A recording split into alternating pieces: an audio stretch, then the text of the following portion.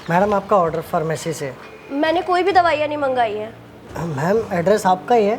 देखिए कोई गलत फहमी हुई होगी आपकी ऐप में, आप जाके देख लीजिए, कुछ और होगा। अरे मैडम प्रीपेड ऑर्डर है। मैंने बोला ना आपको, मेरे को इससे कोई मतलब नहीं है कि प्रीपेड है या सीओडी है। ये आपकी हेडेक है, आप देखिए किसके साथ क्या करना है, ये हमारा नहीं है। अरे मैम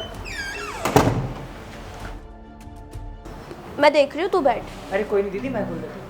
मैंने बोला ना बैठ, मैं देख रही हूँ। और सुन, शांत रहिए, कुछ बोल रही हूँ।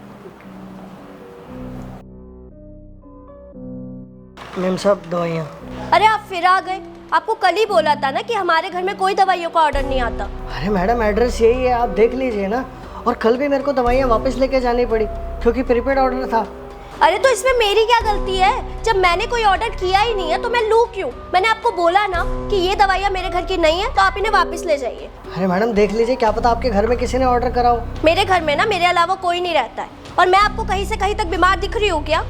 नहीं मैडम। देखिए, या तो आपके साथ कोई मजाक कर रहा है या आपकी ऐप में कोई इशू है। क्यों आप एक अच्छे खासे इंसान को दवाइयाँ देने पे तुले हुए हैं? अरे मैडम ये प्रीपेड ऑर्डर है और ये दवाइयाँ फार्मेसी में वापस भी नहीं ले जा सकता मैं। ये मेरी टेंशन नहीं है, कहीं भी लेके जाइए। जब मैंने पे ही नहीं किया है तो मैं इसकी डिलीवरी नहीं लूंगी।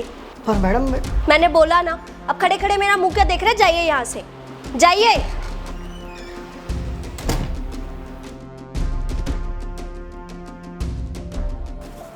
दी आज आप मेरे को एक बात बताओ, मैं आपको 3-4 दिन से देख रहा हूँ, आप रोज़ दवाइयाँ ऑर्डर करते हो, उनकी पेमेंट पहले कर देते हो, उसके बाद फिर आप उनको पिक नहीं करते जब वो आती है घर पर। ये क्या चल रहा है? आप मेरे को थोड़ा समझाओगे? आज कुछ ज़्यादा ही पैसे आ रहे हैं क्या आपके पास? अब आप हंसना बंद करोगी? बताओ जल्दी से। बताती हूँ, शांत हो जा।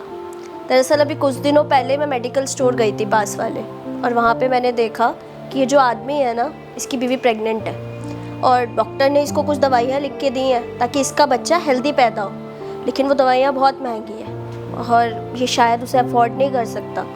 तो हुआ यूँ कि अरे यार इतनी महंगी दवाइयाँ लिख दी डॉक्टर ने। अभी तो महीने का आखिरी दिन चल रहा है, इतने सारे पैसे कहाँ से आएंगे मेरे पास?